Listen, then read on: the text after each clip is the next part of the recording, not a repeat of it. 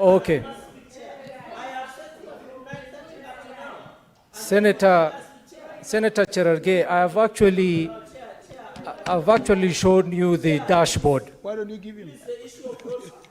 So, Senator Cherargei, at this point, I will have to ask you to leave the House. Please leave the House. Please leave the House so that we can continue with the business.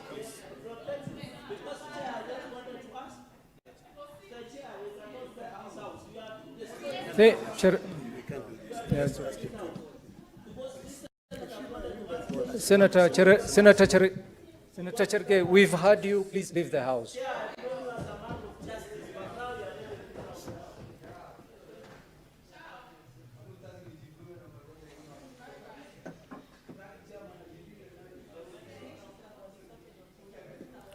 CS, my apology, please proceed.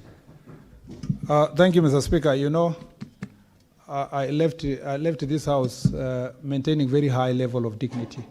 And I think that should be kept because we really trust and treasure you as a leadership. And we appreciate your work you're doing.